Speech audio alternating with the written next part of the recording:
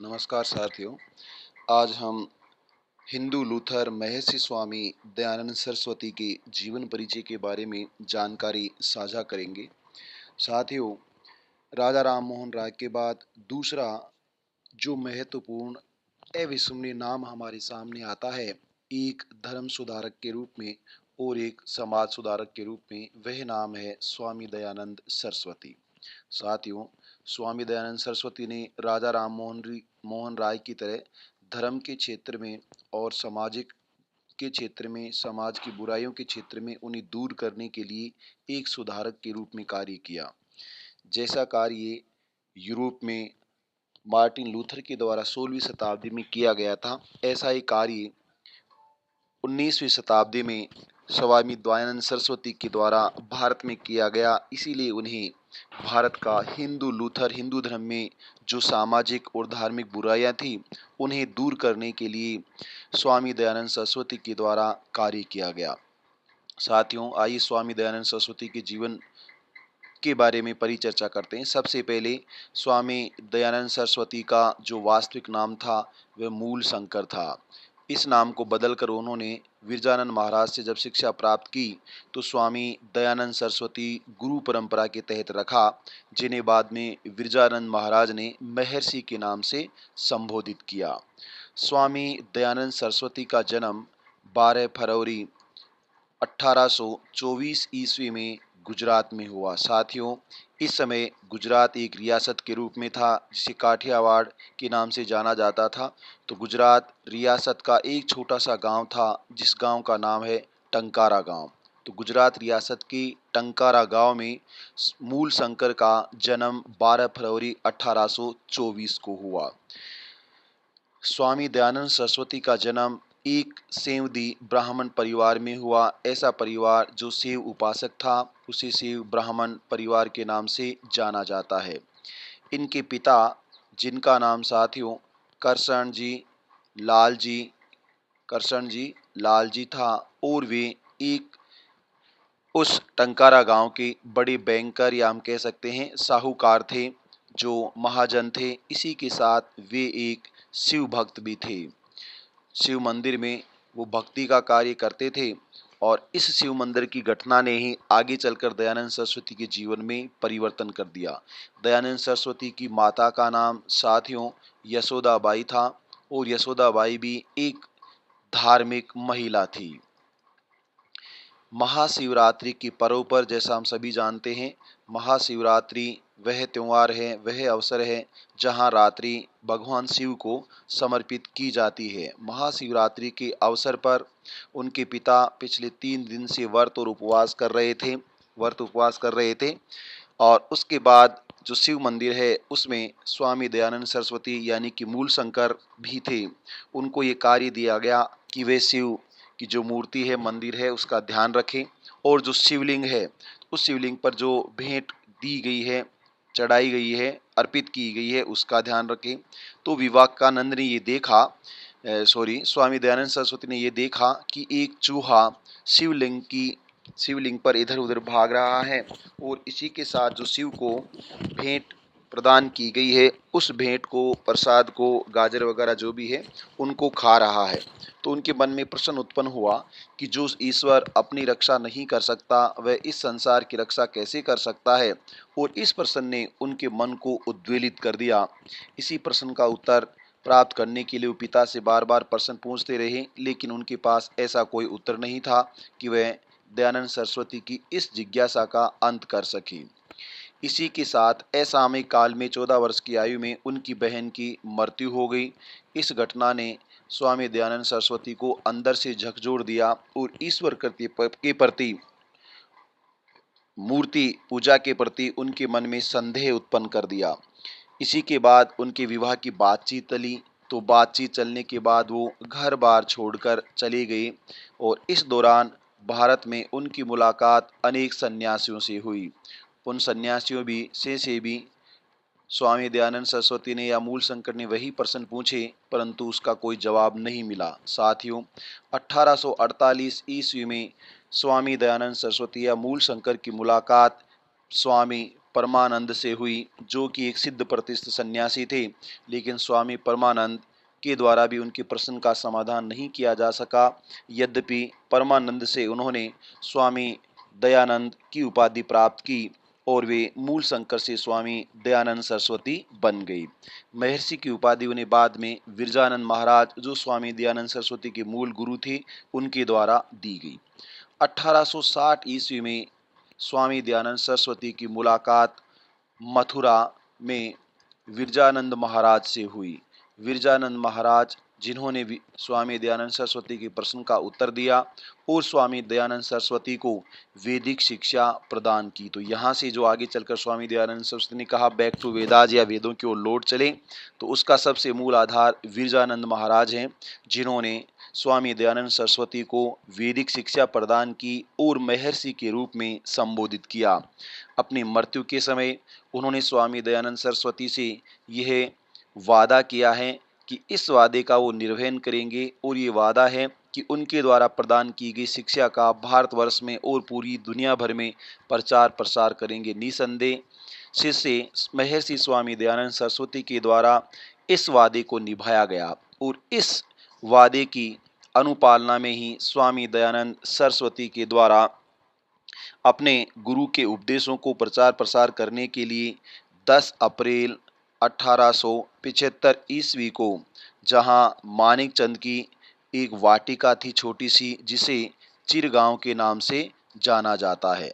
तो मानिक चंद की वाटिका चिरगांव बम्बई में दयानंद सरस्वती के द्वारा एक नई समाज की निर्माण किया गया, नए समाज का गठन किया गया, जिसे आर्य समाज के नाम से जाना जाता है। तो आर्य समाज की स्थापना कहाँ की गई? बम्बई में की गई। किसके द्वारा की गई? स्वामी दयानंद सरस्वती के द्वारा की गई। और महर्षि स्वामी दयानंद सरस्वती ने आर्य समाज के 10 मूल सिद्धांतों का प्रतिपादन किया। साथियों, हिंदू धर्म में जो बुराइयां थी, वैदिक धर्म के माध्यम से, उपनिषदों के माध्यम से स्वामी दयानंद सरस्वती ने उन्हें दूर करने का प्रयास किया और इसीलिए उन्होंने इस आर्य समाज की स्थापना के साथ ये नारा दिया सभी भारतीयों को कि उन्हें वैदिक शिक्षा को प्राप्त करना चाहिए। तो वेदों की ओर लौट चलने का आह्वान दयानंद सरस्वती के द्वारा किया गया कि भारत को दूसरे देशों की तरफ देखने की आवश्यकता नहीं है, दूसरे धर्मों की तरफ देखने की आवश्यकता नहीं है। भारत का जो खुद का धर्म है, स्वधर्म है, वही एक सर्वश्रेष्ठ धर्म है।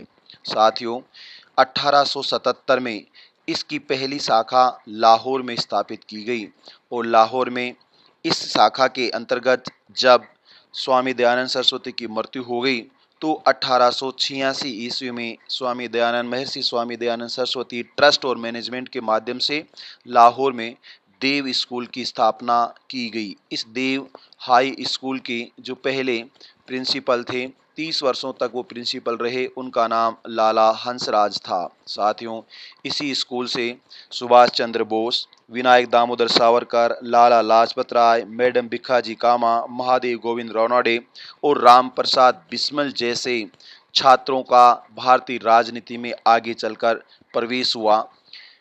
साथियों, इसी के साथ न केवल लाहौर से अपितु आर्य समाज की जो शाखाएं और प्रभाव था वैदिक शिक्षा का प्रचार प्रसार करने में, वह केवल भारत तक ही सीमित नहीं था, अपितु वह आज भी अमेरिका, ब्रिटेन जैसे विकसित देशों में, कनाडा जैसे देशों में और छोटे देशों में, मॉरिशस में, माली में, इसी के साथ दक्षिणी अफ्रीका में आर्य समाज की विभिन्न शाखाएं कार्य कर रही हैं, जो आर्य समाज के सिद्धांतों का प्रचार प्रसार कर रही हैं और इसी के साथ प्राचीन, जिसको रियल में हिंदू धर्म कहा जाता है, रिलीजन नहीं, उस हिंदू धर्म की शिक्षाओं का, जिसे वैदिक धर्म आप कह सकते हो, उस वैदिक धर्म की शिक्षा का प्रचार प्रसार करने का और मानवता के हित में कार्य करने का मुख्य उत्तरदायित्व का निर्वहन किया जा रहा है। साथियों, इसी के साथ स्वामी दयानंद सरस्वती के द्वारा गायों की रक्षा के लिए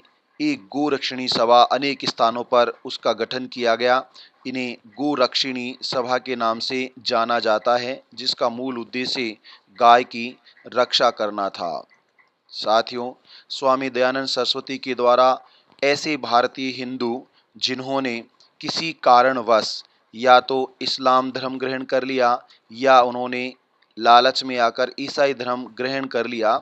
ऐसे लोगों को बिना ज़बरदस्ती, इच्छा से, कि किसी कारण से, दबाव से या ज़बरदस्ती उन्होंने हिंदू धर्म को छोड़कर या बुराइयों की वजह से इस्लाम या ईसाई धर्म ग्रहण कर लिया, तो क्योंकि हिंदू धर्म की इन बुराइयों को, जो कि धार्मिक बुराइयों के नाम से जानी जाती हैं और सामाजिक बुराइयों के नाम से जानी जाती हैं, इन बुराइयों का अंत करके स्वामी दयानंद सरस्वती के द्वारा जिस वैदिक धर्म की स्थापना की गई है, जिस आर्य समाज की स्थापना की गई है, उस आर्य समाज के माध्यम से वो चाह रहे थे कि ऐसे हिंदू अब उस धर्म को छोड़कर पुनः किस धर्म में लौट कर आ जाएं, मूल रूप से वो पुनः हिंदू धर्म में लौट कर आ जाएं।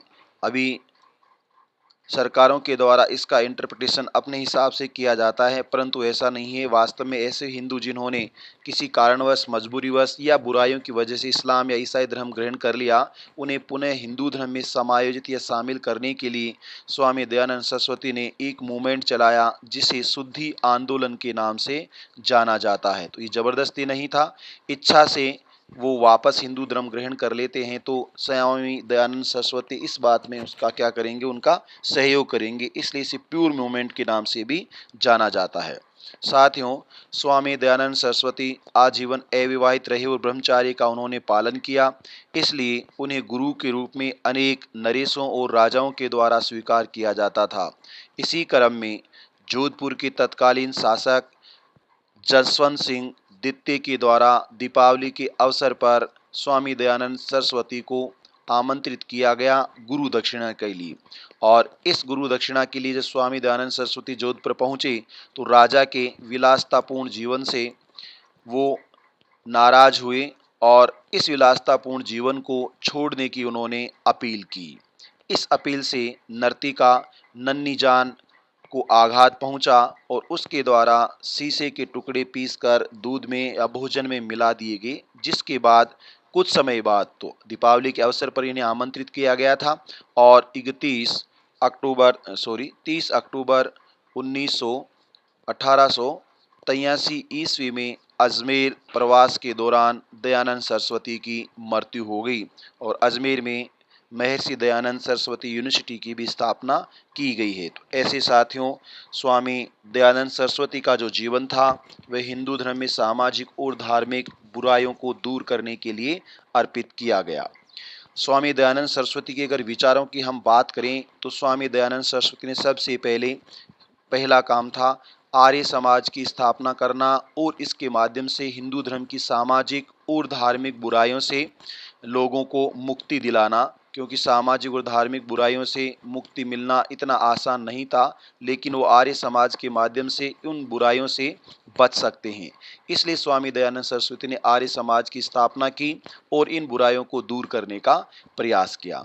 साथियों, इसी के साथ स्वामी दयानंद सरस्वती ने वैदिक शिक्षा पर बहुत अधिक बल दिया और इसीलिए वो कहते हैं कि वेदों की ओर लौट चलो, हमें दूसरे रिलीजन या देश की तरफ या शिक्षा की तरफ देखने की जरूरत नहीं है, अपितु हमें वेदों की ओर लौट चलना चाहिए। इसी के साथ स्वामी दयानंद सरस्वती की सबसे महत्वपूर्ण अवधारणा थी जिसे स्वयं की अवधारणा के नाम से जाना जाता है। साथियों, स्वामी दयानंद सरस्वती ने 4 प्रकार के स्वयं की अवधारणा दी है। एनी बेसेंट के शब्दों में स्वामी दयानंद सरस्वती पहले व्यक्ति थे जिन्होंने स्वराज्य की बात कही, यानी कि शासन, खुद का स्वराज होना चाहिए, अपना धर्म यानी कि खुद का स्वधर्म होना चाहिए, और अपना देश यानी कि स्वदेशी होना चाहिए, और अपनी भाषा यानी कि स्वभाषा होनी चाहिए। तो दयानंद सरस्वती पहले व्यक्ति थे जिन्होंने स्वराज की अवधारणा को स्वीकार किया, स्वधर्म की अवधारणा को स्वीकार किया, स्वदेशी की बात कही और स्वभाषा को अपनाने पर बल दिया। साथियों, दयानंद सरस्वती का इतना प्रभाव था कि ब्रिटिश विचारक एंड्रयू जैक्सन के द्वारा दयानंद सरस्वती को ईश्वर के पुत्र के रूप में संबोधित किया गया है कि वे सामान्य आदमी नहीं हैं, अपितु ईश्वर की संतान हैं। इसी के साथ इतिहासकार रोमा रोला के अनुसार दयानंद सरस्वती जब सभी भारतीय सो रहे थे तो वो भारत के सब लोगों की रक्षा कर रहे थे। इसी के साथ महारानी विक्टोरिया ने जब 1877 में लॉर्ड लिट्टन के समय यहाँ विक्टोरिया दरबार का आयोजन किया। तो उनके द्वारा, महारानी विक्टोरिया के द्वारा स्वामी दयानंद सरस्वती के ज्ञान की और वैदिक ज्ञान की भूरी भूरी प्रशंसा की गई और उनका नाम लिया गया। साथियों, स्वामी दयानंद सरस्वती उन सभी बुराइयों का प्रतिरोध कर रहे थे जो बुराइयां मानवता के अहित में हैं। चाहे वो बुराई जाति प्रथा की बुराई हो, चाहे वह बुराई मूर्ति पूजा की बुराई हो, चाहे वह बुराई धार्मिक भेदभाव की बुराई हो, चाहे वह बुराई बाल विवाह की बुराई हो, चाहे वह बुराई विधवा पुनर्विवाह नहीं करने की बुराई हो। तो इसका मतलब दयानंद सरस्वती के द्वारा उन सामाजिक और धार्मिक बुराइयों का प्रतिरोध किया गया जिसके कारण मानवीय शोषण होता था, आर्थिक शोषण होता था और सामाजिक शोषण होता था। उन सब का निदान करने के लिए ही उन्होंने आर्य समाज की स्थापना की जो आज भी अपना व्यापक प्रभाव रखता है। साथियों, दयानंद सरस्वती एक सन्यासी थे जिन्होंने आजीवन ब्रह्मचार्य का पालन किया और उनके द्वारा अनेक पुस्तकों की रचना की गई। अगर सबसे पहले उनकी प्रसिद्ध पुस्तक की बात करें तो दयानंद सरस्वती ने वैसे अधिकांशतः पुस्तक संस्कृत में लिखी हैं, लेकिन सत्यार्थ प्रकाश पुस्तक का प्रकाशन उनके द्वारा 1875 ईस्वी में हिंदी भाषा में किया गया है। इसके अलावा दयानंद सरस्वती की महत्वपूर्ण पुस्तकों में उन्होंने रत्नमाला का जिक्र किया है, रत्नमाला लिखा है। इसी के साथ दयानंद सरस्वती के द्वारा वैदिक शिक्षा को बल दिया गया था, इसलिए वेदांत प्रकाश पुस्तक का लेखन भी उनके द्वारा किया गया है। वो कर्मकांड के विरोधी थे, इसलिए उन्होंने पाखंड खंडन की, कौन कौन हिंदू धर्म में पाखंड कर रहे हैं, कैसे पाखंड हैं, उन पाखंडन का खंडन किया। इसी के साथ उन्होंने वल्लभाचार्य मत में भी वल्लभाचार्य मत का खंडन किया और वैदिक शिक्षा के माध्यम से इसको पराजित करके दिखाया। इसके अलावा दयानंद सरस्वती के द्वारा अष्टाध्यायी पुस्तक का भी लेखन किया गया। इसी के साथ दयानंद सरस्वती ने पंच महायज्ञ का प्रकाशन भी किया। इसके अलावा सत्य धर्म के बारे में उनके विचार उन्होंने अपनी पुस्तकों में प्रकाशित किए। इसी के साथ जो संस्कार विधि थी उस संस्कार विधि के बारे में अपनी पुस्तकों में लिखा। वैदिक और वेदों पर बल देने के कारण उन्होंने ऐसी सभी परंपराओं को जो ऋग्वेदों पर आधारित थी, वैदिक सभ्यता पर आधारित थी, तो ऋग्वेदिक वेदादि भाष्य पुस्तक का लेखन भी उनके द्वारा किया गया। तो ये स्वामी दयानंद सरस्वती की मुख्य पुस्तकें थी। इसके अलावा उन्होंने संस्कार विधि और सत्य धर्म विचार, आर्य रत्नमालाएं और अन्य पुस्तकों का लेखन कार्य भी किया। इस तरह से दयानंद सरस्वती के द्वारा आध्यात्मिकता को स्थापित किया गया और हिंदू रिलीजन के स्थान पर हिंदू आध्यात्मिकता या वैदिक धर्म को स्थापित करके भारत में धर्म सुधार का महत्वपूर्ण कार्य किया गया। यही कारण है कि उन्हें भारत में हिंदू लूथर या धर्म सुधारक के नाम से जाना जाता है। Thank you so much.